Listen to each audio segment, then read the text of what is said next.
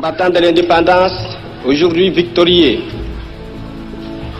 je vous salue au nom du gouvernement congolais.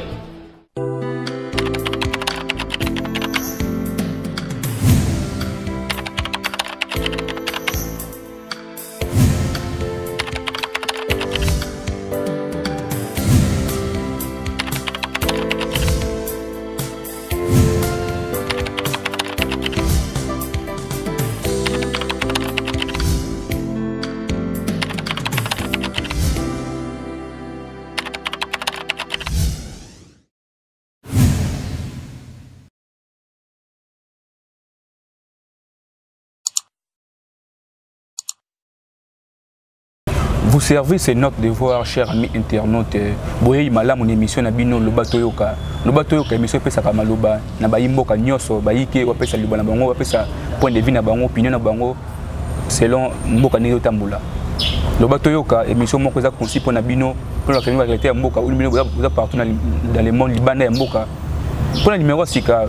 Vous allez ensemble ana mwana mboka Chancellor Menda Wazali doctorant en philosophie à l'Université catholique du Congo et cadre au sein de l'INC, parti cher et honoré Peter Kamere. Nous sommes ensemble à moi, je suis sur les belés, nous sommes qui cadre de l'INC par rapport à ce que nous sommes ensemble à Ndeko Chancellor. Beauté. Boni santé déjà. Santé ezali malamu sauf moi changement climatique outi au salema ezali ko pesa ba grippe na batu banso. Mais à part ça, kitoko ezali makasi. Ba grippe wana balobi kezatu. Troisième vague, il y a coronavirus. Est-ce que moi, précaution, ils ont déjà, et mon message, tous les partisans, il y a parti cher et non évité quand même. Bon, troisième vague, tu as déjà annonce déjà où est-ce à niveau il y a kondi à riposte que annoncé déjà troisième vague des ali, tout le monde même exigence na niveau il y a kachine et zongi lisusu. Mais koloba que ba grippe est lié na troisième vague na koloba penzate parce que bloc est salimaka chaque année tout le monde a entre mois de mai na mois de juin ba babela ka grippe makasi na fin ya mois ya septembre na octobre ba babela ka grippe makasi donc ils ont juste changement climatique ça n'a rien à voir na troisième vague ya Covid. Oui, ça n'a rien à voir na changement na plutôt na coronavirus. Bana mboka mona mboka Chancellor Menda tout le monde qui le mois passé quand tout le monde est naturel au niveau de l'Est, il y a un cannabis. Il y a touché le volcan. Mon message, c'est que Bandeko est parti à l'Est. Bon, Bandeko est à l'Est. Il Union pour la Nation Congolaise, UNC en sigle, parti cher, il y a Honorable Vital Kamere. Ezali na Nabino Elongo. Boka message au Alansaki, à Sengaki.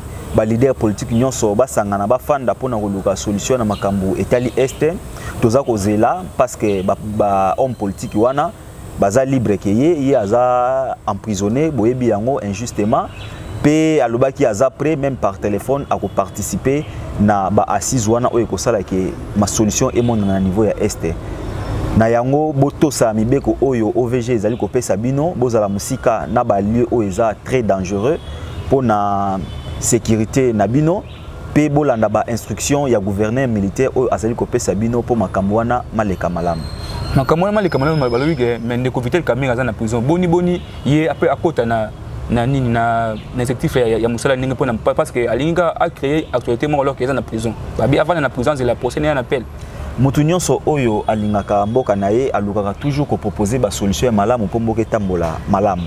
Bien que azali na prison injustement to ebi yango biso banso mais Kamere eloko côté d'abord prison ezali ko linga mboka mingi alors lokola lingi mboka mingi balbite mutu oyo esengeli azala libanda te il faut to luka to kosele makambo to tsaye nesika moko boye mais ye lokola ayebi dossier yango ndenge ezaleli akoki pe ko abandonner mboka na ete nde yango amonaki il faut to luka solution nde yango a proposaki ke ba leader politique nyonso baluba fanda basangana ba dialoguer pona ko luka solution ya mboka ezali ko linga mboka mingi nde esali ke Vital Kamere azala na souci ya baimboka o bazali na este tokokota na monzina likambo na mangongo ezolanda lobi ko linga mboka mingi tomoni Ndeko Jules Alingete abimisi révélation moko bandeko moko kaka azoka bana ba carte visa liée na trésor public o bana na mesure ya rozwa $50,000 par mois par rapport à mboka o ya rozala.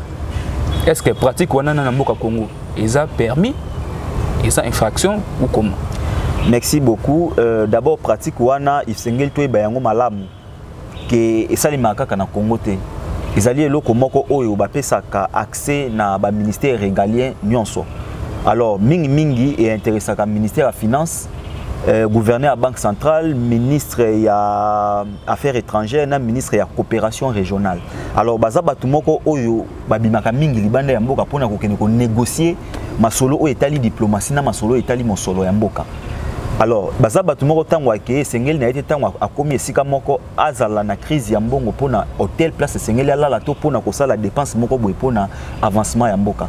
Yango bapesaka bango ba carte bleue, je pense babenga yango bongo, bapesaka bango yango de façon que soki azali na posa ya mbongo et azwa yango na facilité. Mais soki pe na bosanité ndenge makambo yango etambolaka carte wana ezalaka toujours valide na libanda ya mboka, ezalaka valide na kati ya mboka te. Alors eza pratique o eza kaka na Congo te esalemaka partout et pe eza te ke eza bon carte wana e fonctionnaka na trésor public ndenge toyokaki na émission ya moko ba journaliste loko ya bino o na otanga kombo te toyebi yango place e uteli. Alors ezali carte moko o eza lokola carte de crédit. Oye aux $800 000 par exemple au PC batie na carte na yo obandi ko sa elango ba achat na ba supermarché na ba alimentation na ba restaurant ezalaki lié na trésor public te ndenge toyoki masolo na mwa ba enquête o to sa lokola toza moko ya ba analyste politique tolingaki toyeba masolo yango ezali koleka ndenge nini toyaki koyoka ke bango bazalaki na droit ya $50 000 par mois au banque centrale et bandaki ko verser na ba numéro ya ba carte wana. Alors ba carte wana ezalaki lié na compte moko na niveau ya Robank. Alors ceux qui botali ou comment na ba document moko ezali ko circuler ba relevé bancaire ou ba extrait bancaire ya compte ya Sele ya Laguli oyo ezali ko tamona ba réseaux sociaux okomona ke ezali soki na $20 000 o na moni na kati ba relevé na te soki ezali ya solo mais tokomona a dépenser soki kaka $1. Donc soki $19 000 quelque chose ezano na kati ya compte wana. Donc masolo yango eza penza na bosolo penza te jusque là poto yeba nini ezali ko leka eza acharnement politique. Est-ce que eza vraiment makambu ya solo nde ezali ko yeba na penza te jusque là. Na simana yango toyoki lisusu bandeko Shadari bandeko Obemina mo batebele o bazali libanda ya gouvernement bazali na ba carte wana. Alors ba preuve vraiment boye tomoni yango te balakisa biso ke intel azana na carte boye azana ngo azana ngo tomoni te. Mais soki bazali na yango ezali pratique moko mabe parce que nga penza comme analyste politique mingi na ko condamner mal gestion ou ezali na niveau ya banque centrale.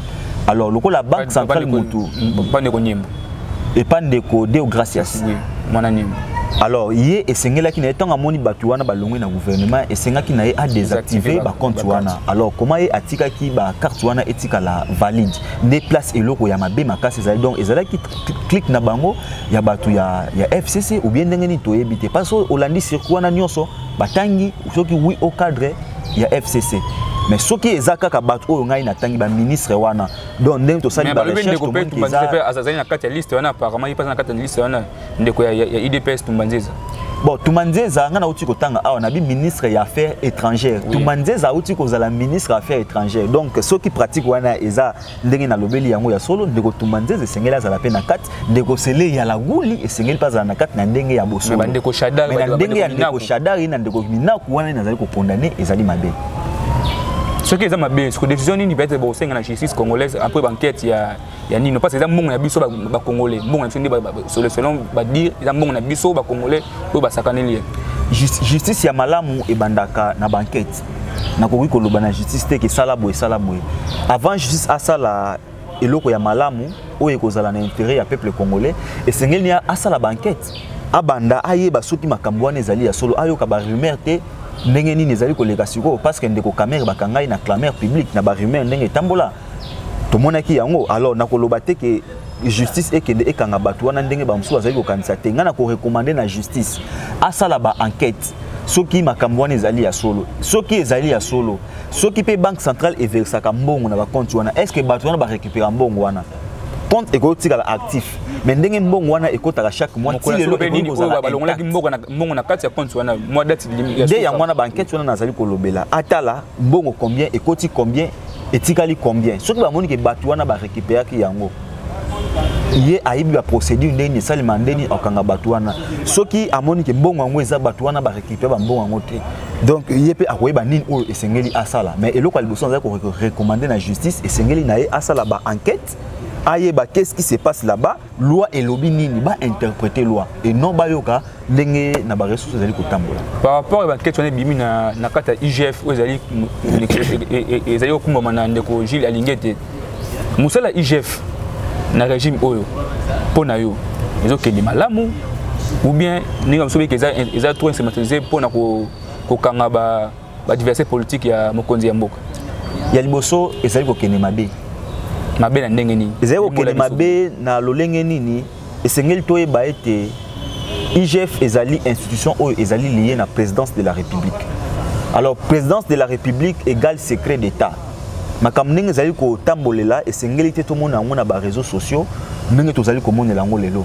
IGF esengeli saisir ba enquête nyonso azali kosala atika ngo ezala discret bamona kaka bayeba kangi intel ake kosamba tango kosamba ne tokoyeba qu'est-ce qui se passe là ndoki belela bango bazobelela abelelaki tomonaki tango ye abelelaki mutaliboso babelelaki ministre ya éducation oyo Willy Bakonga tomonaki suite nango akimaki mais soki abeleli te akokima te pe na place na zali ko féliciter ndeko mapomba babeleli azongi na mwana liko lobaki nazali ko féliciter ndeko mapomba babelelaki ye amoni ke te ngai nazali moyibi te alongwaki esika azalaki aye kozonga pe tango azongi alobi ke nazongi pona ko répondre na appel ya justice balobi ke ngai nayibi naza prêt ya ko démontrer ke nayibi te mais soki mutu ayibi akokima tomonaki oyo akimaki alors batika kobelela po bakimisa bato ante soki bazali kobela c'est-à-dire baza pe en complicité na bato po bato wana bakima bakanga bango te eloko ya liboso eloko ya mibale tango IGF azali kosala ba enquête avant quand même ekoma na niveau ya justice esengeli na ye a clôturer enquête apesa pe ba recommandation na justice to raté ke ba interpeller mutu au moment où ba enquête ezana no clôturer te esengeli tozela asisa musala na ye après ba interpeller mutu mais abosa na te ke azali institution oyo eza liée na présidence de la République esengeli atikala na lolenge ya diplomatie pe ya secret d'État lié na service ya présidence de la République atika plutôt kotia ba renseignement nyonso ba enquête nyonso ko sala na ba réseaux sociaux ezali penza malamu te pona lokumu ya mboka bandeko bayimboka bakongomani balobi musala oyo ezali affaire à suivre tokolanda lango tina kati ti IGF a continué l'enquête et a publié liste. IGF a démenti liste aux secrets sur les réseaux sociaux et a yebi en côté. A besoin d'un moment opportun où a publié liste wana donc total de la liste wana déjà. Moi na mboka chanson menda tomoni awa ndeko Noël Tiani a proposé loi moko boye alobi pona ko diriger mboka Congo. RDC na biso oyo loko makasi faut aux des pères et des mères congolais.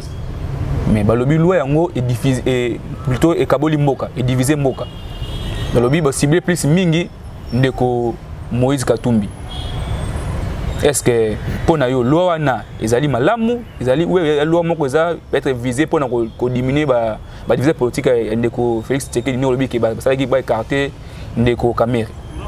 Bon loi wana na koloba na bakongomani que loi wana ezali pena loi moko te oyo ndeko Chancard Menda akoki ko soutenir parce que ya liboso bakongomani esengeli ba ete Chancard Menda azali philosophe.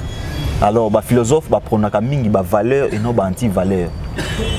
Ya liboso esengeli to ba moko ndeko Chani to monaki yango na émission moko na ete soki bino bolandaki auta ko sala émission moko aklaka qui porte. Oui. Donc ezali d'abord ezali ko laksa ke yemoko azali congolais te. Pour batuna ki motuna soki azali congolais aboye ko répondre. Batuni motuna soki mutu azali ko encharner za Moïse Katumbi aboye ki ko répondre. Donc ezali ko laksa ke yemoko azali congolais te. Mais pourquoi azali candidat na présidentielle 2018 azali candidat a proposé loi sur la congolité. Il faut avant d'être candidat président il faut être de père et congolais de père et de mère. Alors biso na philosophie politique to lobaka ete loi sur la nationalité ils a déjà évolué. Tokoki ko tenir compte par rapport ya père na mère te. Il faut tenir compte pour na ngai na mutu o abotami na Congo. Mutu o abotami na Congo. Oyo azui esprit ya Congo. pe azali ko luka intérêt ya Congo et non mutu oyo abotami na père na mère congolais mais ye azala luka ka intérêt ya Congo te soko ke na katu malobati soko ke na anglais wana ki fobotama na Congo c'est que ndeko tiani apesa exemple ya ndeko Vincent Karega o abotami awa na Congo c'est que yep azana na capacité soki pour postuler ya postuler na nini na président ya Congo na kopesa ndakisa moko oyo otangaki kombo na pesa exemple ya Moïse Katumbi tozali koyoka na ba réseaux sociaux que papa na ye azali juif ye moko mama na ye azali zambienne mais tomonaki Moïse Katumbi azalaki gouverneur ya Katanga yo okoki kopesa nga gouverneur oyo ya mandat ya 2006-2018 gouverneur nini oyo abongisaki province na ye malamu koleka Moïse Katumbi azali yebisa nga soki azali tokangi étranger mais aza gouverneur oyo a travaillé qui malamu koleka na bolingo ya mboka ke ba mwana mboka na bolingo ya Moïse Katumbi azalaki na bolingo ya mboka koleka ba André Kibuta o bazalaki des pères et des mères congolais oyo abotami na kin azali na esprit kinois toyebi yango malamu bomoni ba foule o batikeli biso pas André Kibuta tokende na Katanga tokoma na Lubumbashi tokomona ndenge nini Moïse Katumbi abongisa Lubumbashi Zoé Kabila o bauti ko destituer sikoyo oyo to soupçonnaka comme tanzanien yena yaya na président honoré Joseph Kabila tomoni ndenge abongisi kolo eziti pona ngai mwana mboka mutu esengeli azala candidat eza mutu oyo azoluka développement ya Congo et non mutu oyo abotami na papa na mama congolais ya mwana te oyo esengeli to proposer ngana ko recommander na Noël Tchani azali maele makasi na makambo etali économie a proposé ba réforme na makambo etali banque centrale na makambo etali économie ya mboka lelo oyo tozali komona biloko emati talo akende pas ministre économie a proposé ba stratégie pour biloko ekita pe place à la malamu atika ba distraction ou bien ba positionnement politique oyo azali koluka tomona ki mwasi moko alekaki na ete mwasi na ye na ndenge ya solo to mwasi na ye kaka na ndenge ya acharnement politique alekaki oyo alobi ke tobota na ye mwana ye azali congolais nga pe naza congolaise mais ndenge nini mwana tobota za nationalité américaine et l'accent c'est que na entre bango mibale moko azali américaine soit mwana wana botama na États-Unis yango azui nationalité américaine totika débat wana ezali débat moko oyo na niveau ya politique eza débat moko évolué chef de l'état akataki déjà débat alobelaka yango avant même Noël Tchani a proposé loi alobelaki parmi ba réforme oye akomema comme président de la République à cause de la réforme sur la loi sur la nationalité congolaise. Donc ça veut dire qu'on peut actuellement accorder la double nationalité. Les gens congolais au babotama awa bakenda poto makila ya bo congolais elongwate mais tant a commis na poto esengi abunda mais pour abunda na makila ya ba congolais a ko avancer te azwa nationalité moko boy alors na batu wana bokoki kopimela bango nationalité congolaise te. Donc le président a déjà débat en autre que le bilan le sous awa ye pona ye ba congolais ba tuba BBC boka oyo to évoluer par rapport ya yango totika makambo ya Tchani eza makambo pamba pamba wana ezali point de vue ndeko menda to continuer émission na biso mais na maloba na to mona oza plus pencher mingi côté ya bandeko ya opposition alors que bino boza ba lié ya parti ya pouvoir IDPS est-ce mariage na bino na kata cash ezaka na sens ya malamu ou bien eza une c'est déjà botenga mi de monda mo déjà ya liboso na kobongisa tozali pencher na côté ya opposition te mais toyeba te INC ezali parti moko ya ba intellectuel parti ya ba discipliné donc ça veut dire que biso to traitaka plus na rationalité na raison alors place nazomona que raison ezali place oyo ngai na ko s'appuyer alors IDPS toza en très bonne relation na IDPS en très bonne relation donc o nyos bozo kawana ezali makambo ya lukuta relation ezali kitoko toyoka ki secrétaire général il y a UNC son excellence Billy Kambale toyoka ki makambo autuza nommé récemment toyoka ki ndenge nini alobela ki relation entre UNC na bandeko na biso ya IDPS eloko ya mabe ezali te jusque là tozali kotambola malamu penza kotambola malamu ezali kaka ya mino mena motema ezali ya mino te ya motema te mais ezali na ndenge ya solo na kotaliso ba fait parce que biso za ba cadre ngana za militant. Alors tant où yo autour biso relation, il faut une relation entre les cadres et non relation entre les militants. Militant c'est une foule. Alors on dit en français la foule n'a pas de conscience. Alors ndenge foule azala na conscience ça là n'importe quoi. Batu oyo kakawana, tu mona batu baganga kawana na ba parlement debout, ce ne sont pas des intellectuels. Ils n'ont même pas de diplôme comme D6. Donc bazo raisonner na émotion na sentiment ba raisonner na cerveau te. Donc na niveau ya ba cadre ni oyo ya IDPS okoyesanga ke amanka ki cadre ya UNC ou bien alobaki mabe pona caméra azalité cadre nini ya UNC okoyeke ke alobi mabe pona président Félix to pona CG Kabuya ou le président AI Kabundi motute. Donc entre nous les cadres il y a une très bonne relation, entre les militants il n'y a pas de conscience. Alors makamna ebisio tango na mutu ya ba Congomani que parmi les gens du Parlement debout, et ça bat sans conscience. Donc c'est la foule et l'obaka, ils ont la conscience, ils ont la guidité. Tout l'andamiloko, il y a des militants, tout l'andenge politique, ils ont le niveau, il y a des intellectuels. Par rapport à la relation entre Nabino et Nabino, tout le monde récemment, le gouvernement ni Bimaki, l'Union sacrée Bimaki, ou tout le monde cadre, il y a INCP Bazali, Nakati gouvernement. Est-ce que Balobi que récemment de Kokabou, il y a le qui bon, ça la comptable ensemble na bilan ya pouvoir oyo. Est-ce que vous partagez opinion wana ceux qui échec vous allez et relier na INC na kati na bango na kati. Est-ce que vous avez un point de vue moko na kati ya maloba wana? Na maloba ya CG Kabuya d'abord na kozon na deux volets. Il y a liboso azali na raison pour ani parce que pouvoir o eza lelo eza pouvoir ya IDPCT. Ezali pouvoir ya cash. Na kati ya cash tozomona na deux grands partis politiques. Ezali UNC na UDPS. Nde esali cash. Alors ceux qui a lobby to partager bilan na place on a en accord na parce que ezali pouvoir ya cash. IDPS azali, UNC azali. Na lolenge ya mibale. Ezali contradiction te mais na lolenge ya mibale. Babo ça na te que bien que tozali lisanga. IDPS azali ko occuper la plus haute fonction ya pays. La présidence de la République. Alors, na français balobaka, il n'y a pas de mauvaises troupes, il n'y a que des mauvais chefs. Ceux qui bilé tambol malamute bako traité mingi président de la République parce que yende mutu azali tête na kati ya mboka pe na kati ya cash. Alors balukate to travailler mabe pour ba accuser bato bazali ko accompagner bango na mandat oyo. Mais baluka plutôt to travailler malamu bato wana o ba accompagner bango bazala fier. Pe bango bazala plus fier que bato balobake IDPS mandat na ye yango oyo. Mais na cadre ya kolobake asangisa bato nyonso na lolenge moko na koloba o ezali trop pessimiste nde yango na mabe. Asangisa biso na lolenge o ezali plus optimiste nde tokomona ke mboka ekotambola malamu. Na bambula misatu o bosali na pouvoir déjà sous balobi bo pesa bilan mi-chemin ya pouvoir na bino o titre ko 2023 bientôt la élection zo ya déjà. Est-ce que bilan ya nini ya gouvernement ya ndeko Félix na oyo bozali lisanga na bino nyonso na bandeko ya MLC bandeko ya ensemble ya Moïse Katumbi na bandeko ya INC ya ndeko Kamere na bato ya ndeko Bahati. Est-ce que bilan na bino est déjà un peu positif? Bon wana esengeli toye bayango na kolobate comme cadre ya cash to ya UNC mais na koloba comme mwana mboka bilan ezali malamu te. Bilan ezali malamu te.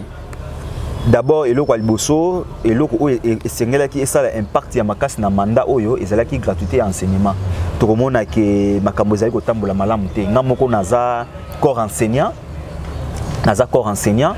tozali komona nde makambo ezali kotambola malamu te lelo bazali kofuta enseignant 363 000 francs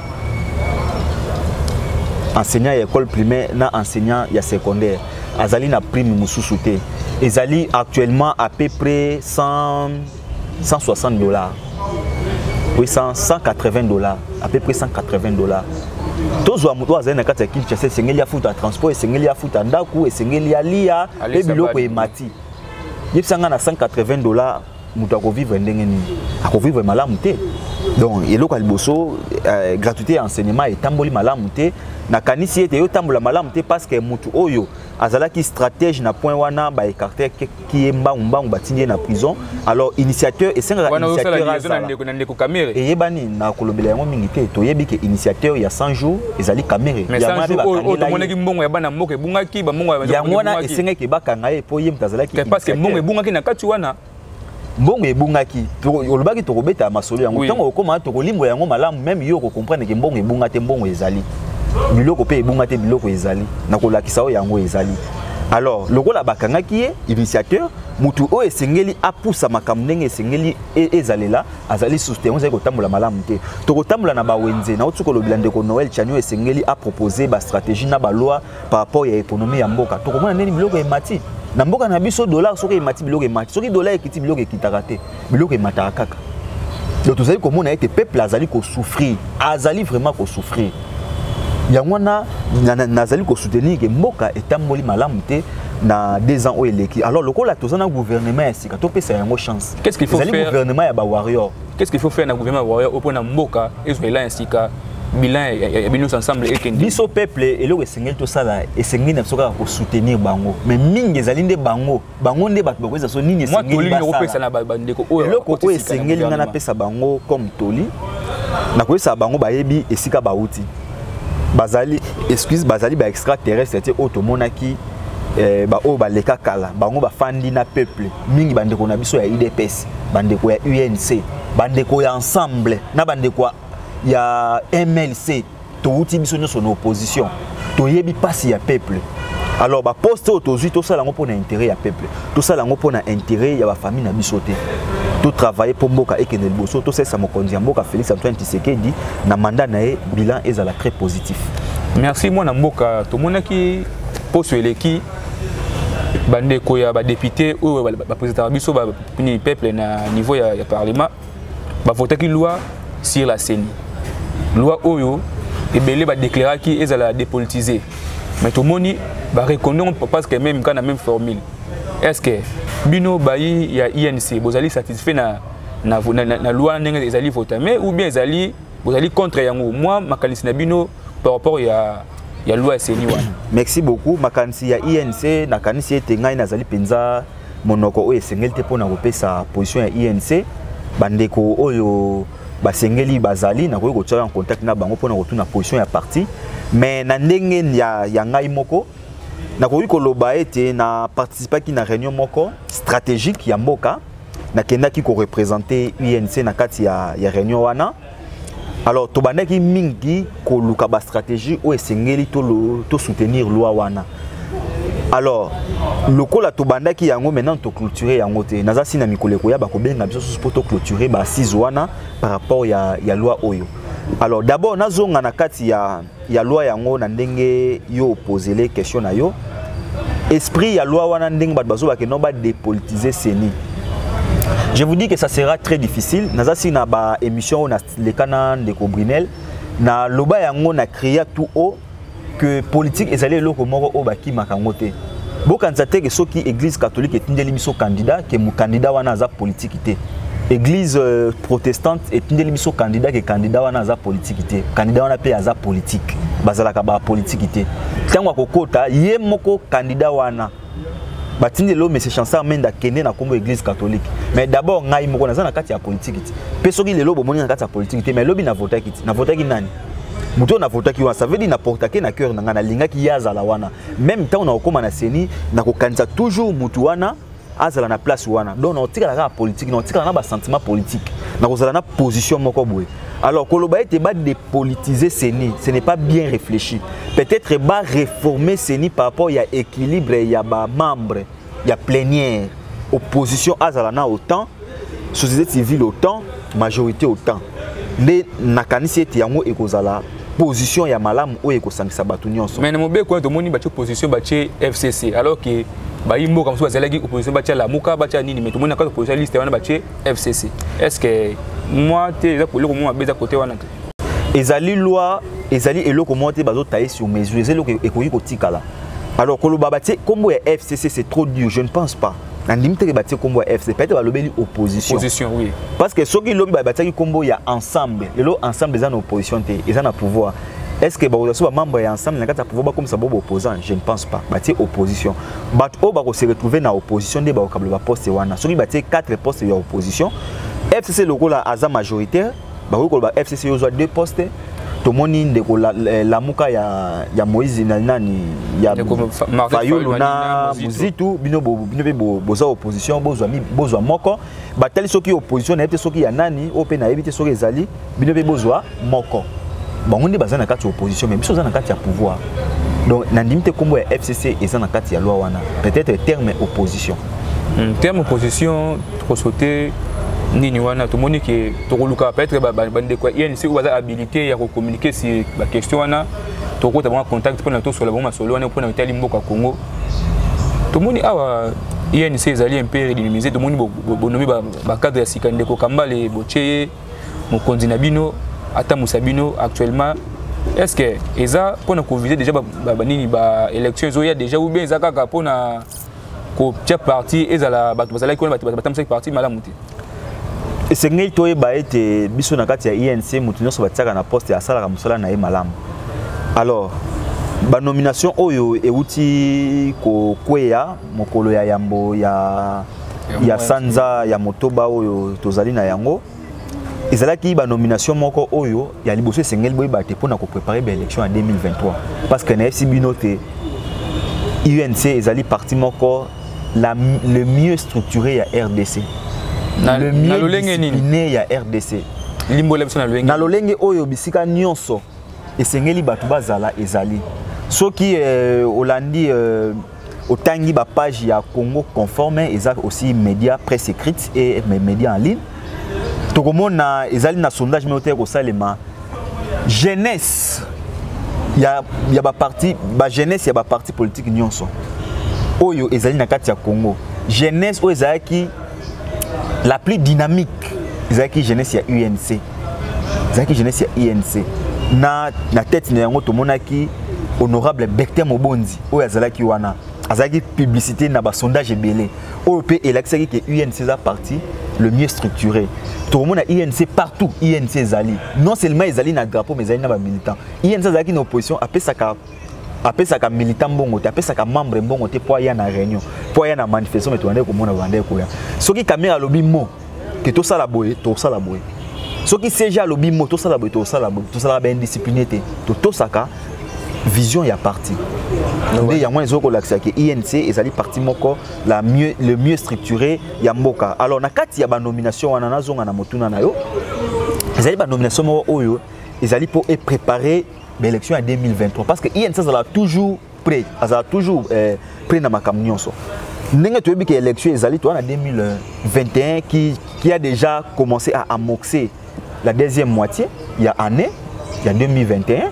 Donc, l'élection est dans 2 ans, exactement. Ce qui est en décembre 2023. Donc, il y a une série qui retardé ma caméra. Batu oyo caméra tie. Les autres outils réunion, boyo ko zonga na kati ya réunion à parti. Na oki na kati ya réunion à parti. Les porte-parole ya ville ya Kinshasa Alain Madilou, place za na PC Mbote. A lobby que nomination oyo ezali ya ba pitbull, ba mbwa wana oyo bazalaka soki ba ofungoli ya eseke landa. Soka landi atika karaté. Tango kolanda pe soka tikiti tia okanga sopa kangyo autika te ti mu konzina akoya mukolo mbwa akoya lobi tika nembo atiki temndeni ba dressaka ba mbwa wana donc ezali batu moko oyo batie tango omona mokonzi ya parti Billy Kambale place ya zali omona que c'est stratégique ezali pona ko préparer ba élection tango omoni honorable Bertin Mobondi eza stratégique parce que Kamere azali mobeti dame ezali wana ezali na ba pion. Alors, caméra est adversaire à Zakuna. Pour que nous lia 5 pions, nous avons un avantage, il faut engager pion oyo. Oh, natsai awa, oh, natsai awa. Donc, si tu as aibi que tu n'as Kambale awa, Kambale a commémé et l'autre na parti. Si tu as Bertin Mobondi awa a commémé et l'autre na parti. Si tu as Popol Matuka awa a commémé l'autre na parti. Si tu as Ange Mbala awa a commémé l'autre boy. Si tu as Chansar Menda a commémé l'autre boy. Puis si tu as Jonas Tchundouchundu a commémé l'autre na parti. Donc hier azali mobeti dam ayebi ndenge nini azali ko kumbela masolo ya parti. Donc structuration n'a rien à voir na makambo tali polémique eza makambo oyo etali parti na biso toza ko préparer l'élection biso toza déjà prêt. Soki babi élection ezali to kokende élection pe to ko gagner. Moi na mboko lobi eza pona obongisa ba maponami oyo ya na 2023 maponami yango nani oyo akozala na mutu ya INC parce que vous na coalition na cash et moi na mboka caméra ça na kati ya boloko bino boko soutenir toujours nini candidat ya IDPS ou azali partenaire na bino ou bien bocha mutu mona mutu ya il y a INC où a apporté candidature wana oyebi accord ya Nairobi. Accord ya Nairobi. Mais bande ko belé ezalaki entre deux personnes. Wana ya bani. Bande ko ya IDPS ou bien ba militant ya IDPS. Ba militant ba ndeko IDPS. Bon, ceux qui ba militant IDPS na talisaki yo baza banani. Et donc classe ezali na motuya. Bino tile malamu ezali na motuya. Bino bochaka espoir que bochaka kanina na 2023 na motuya. Ezali ko tia candidat na lobeli yo likambu ya accord. Ezana accord ba bien accord à Nairobi. Accord wana lobaki ndeko Félix Tshisekedi akozwa mandat ya 2018. Ndeko Kamere akozwa mandat ya 2023. Tolobeli teke batu ya IDPS na batu ya UNC. Balobeli ba personnalité ni ba. Ndeko Kamere o azali na boloko ti siko na bimité to beta masolo pe ya procès en appel na ye. Bon, oyebi bien que procès eza en appel ndengo lobeli. Alors na ko sepela malamu to beta procès en appel. Nde to kozonga siko na kati ya ba candidature wana to koyeba soka kozala candidat toté. Ala candidat toté mais procès ya Ndeko Kamere to mona ke zaki en appel de bandaki déjà évolution na yango ezali ndenge nini. Merci beaucoup na évolution na yango ndengo tuni motuna et eloko ngai na koyebisa bino au début ya procès ya na niveau ya premier degré ou ya première instance to créaki très haut que ezali acharnement politique ezali procès politique batebele bandimelaki biso te bayebisaki pe biso ete mokonzi na bino ayibi esengeli bakanga ye balobaki esengeli bayiba baloba mais tango procès les cas qui intellectuel, je souligne très bien, intellectuel, je ne fais pas allusion et pas diplômé parce que tu as deux catégories intellectuel et diplômé. Diplômé, dans la catégorie na bango au baloba qui sengele c'est la émotion na sentiment. Intellectuel c'est la rationalité.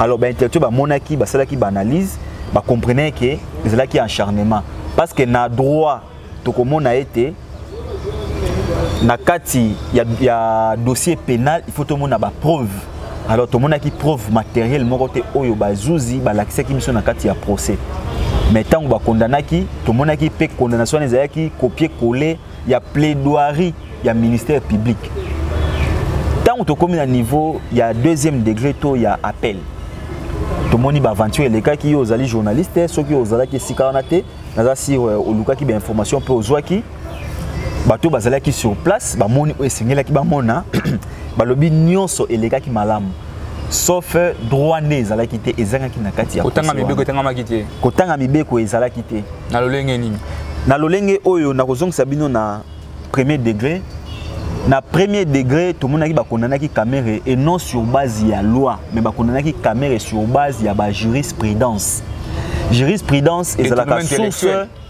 ezalaka source moko oyo et sengel te ba condamner mutu baye ko condamner mutu na ba recherche scientifique il y a détournement intellectuel qui n'a rien à voir na mibeko ya mboka c'est écrit nulle part dans le code de procédure pénale congolais que il y a une infraction qui s'appelle détournement intellectuel tozongi na niveau il y a appel il y a deuxième degré tokomona que ndenge procès lekeli d'abord baboyaki d'abord au premier moment parti ya Massaro Amida na Badaïda bazala ba partie prenante na niveau ya appel pourquoi parce que bazala qui ba partie prenante c'était na niveau à premier degré mais droit et lobby soki muta partie prenante beaucoup condamné était na kati ya premier degré ba condamné batwana izo ça déjà que musala etambola ki malamu te alors si baye ko régulariser saisine na niveau ya appel tout le monde qui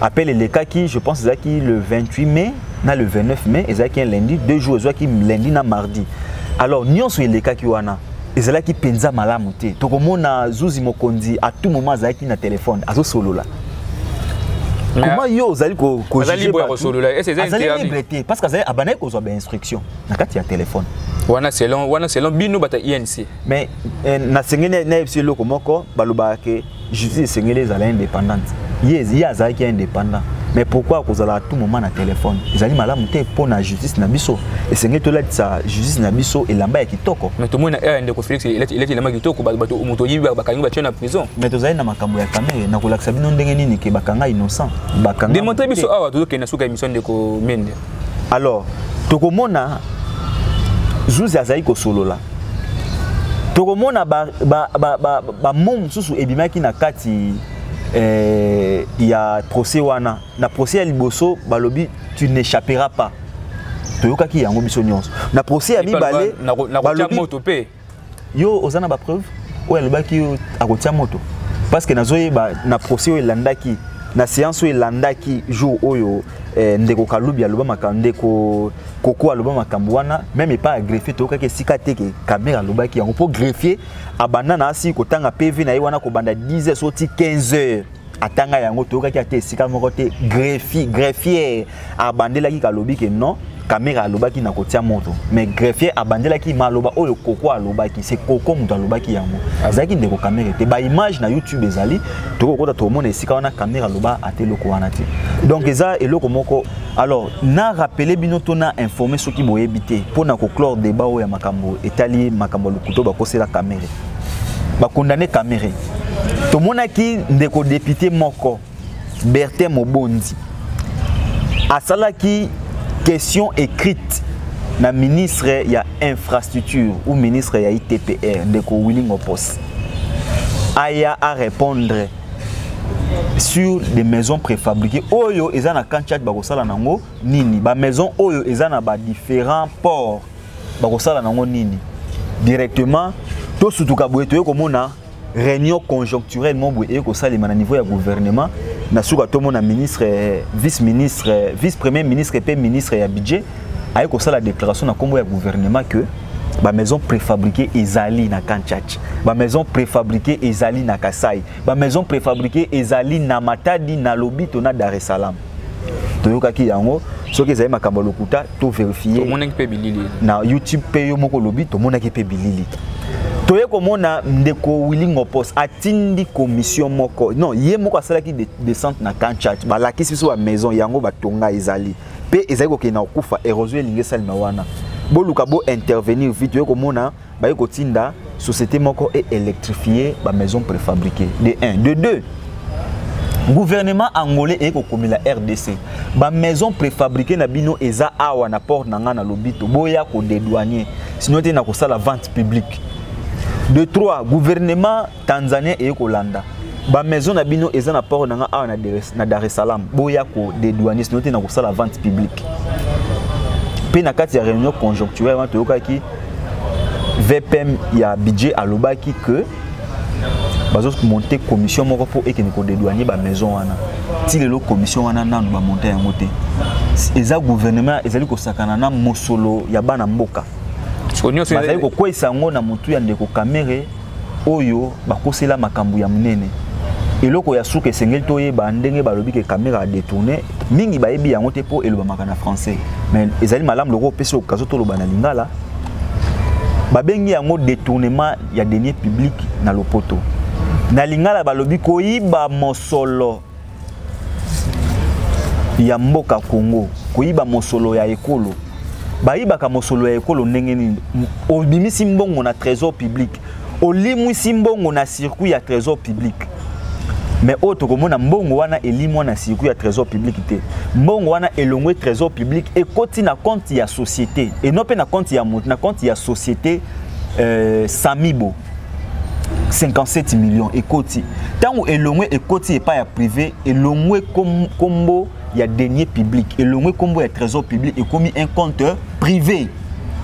Alors nyonso oyo compte mukolo compte wana akosala nango etali sous l'état te l'état est sengeli azela ba pese ba maison mais na kati ya compte wana toyoka ki non alongolaki apesaki masaro alongolaki akabelaki boye ya yo nini na kati ezali makambo ya lokuta batali sabana mboka na lingala que détournement et ya deniers publics ezali nini tango elongwe na circuit ya trésor public et koti na compte privé eza sous trésor public te eza sous mbongo ya ekolo te et komi mbongo ya société Samibo toyoka ki jamal ninga abelelaki na procès bokende ko sala banquette botinda banquette pe banquette salima ba PV ezali ti lelo oyo justice ezoboya ko exploiter oyo ba greffier ba signa ba lobby que non na ba notariat yango pe ke to sali banquette ba maison wana eza na Matadi ba maison wana eza na lobby to esika boye mais ti lelo bazali ko sala acharnement na mwana mboka Kamere tozali ko zela ba sala justice va quitter Caméré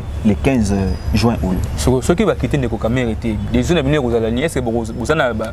Moi, je suis appel, il bande, il y a même beaucoup ou bien, beaucoup de décision finale et beaucoup de ni monde qui n'avait pas le moussous pour continuer parti une élection. Parti d'abord est beaucoup faté parce que au moment où ça fait déjà une année et quelques mois. Parti est toujours ma casse. Et le réseau comme ça, chaque jour, tout le monde a toujours des adhésions. Donc, on dirait qu'ils ont forcément passer caméra. Alors, ce qui va quitter était, et comme ça, bisoté. Et comme ça, bisoté parce que premier degré, tout le monde a qui c'est 5 qui a deuxième degré, tout le monde peut aussi tout le monde a. Le quoi, tu veux qu'ils ont procès politique pour caméra, va quitter et vous avez la décision judiciaire, vous avez la décision politique. Pour quitter Cameroun. Parce que ça peut être dossier politique. Tant que politique, politique, mutunini o azana dossier Cameroun ou alingi ndeko Cameroun avant na boloko pour na intérêt mutumoko boy. Bon, dossier wana batu ba mingi ezali bazuzi. Il faut bazuzi, o bengi sa bazuzi, o sala émission na bazuzi, o tuna bango nani azo pesa mino ba injonction. Nde ba ko limbolela o malamu soki ezali maboko ya nani.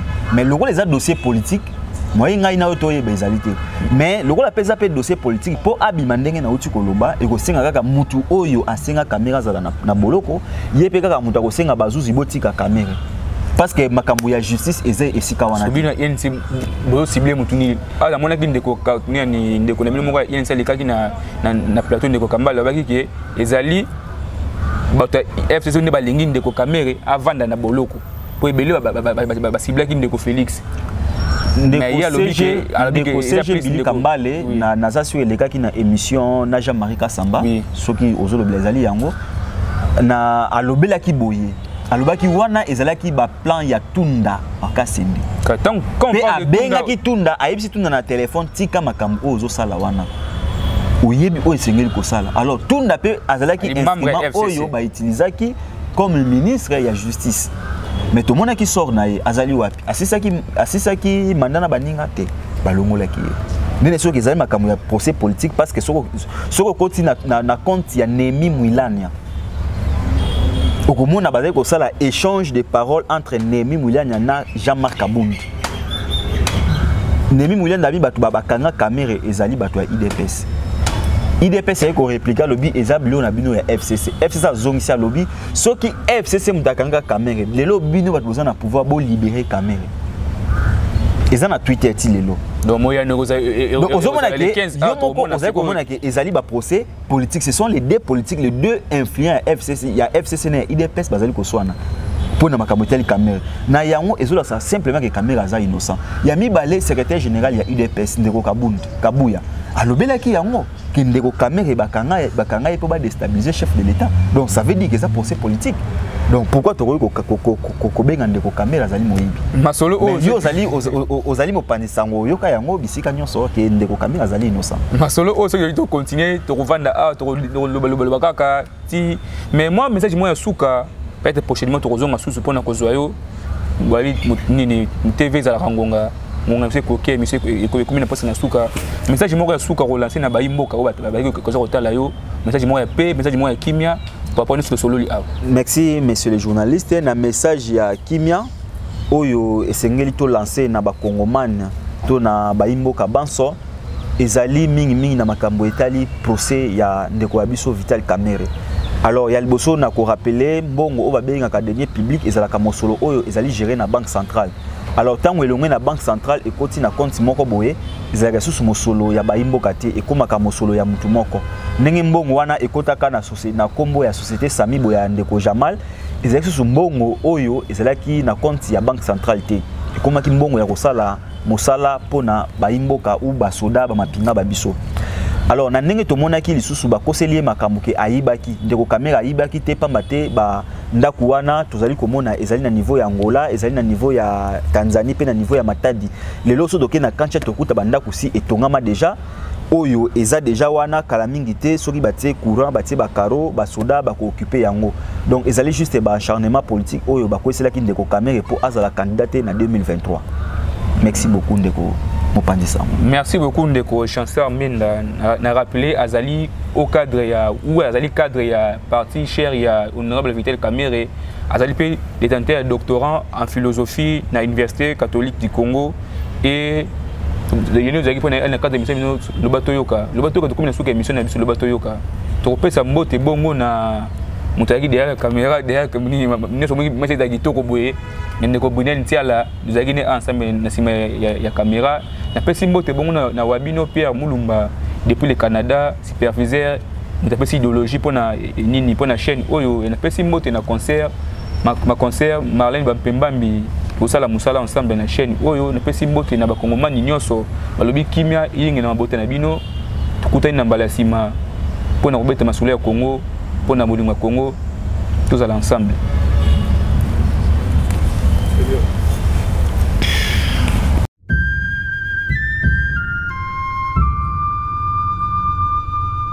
Combattants de l'indépendance, aujourd'hui victorieux, je vous salue au nom du gouvernement congolais.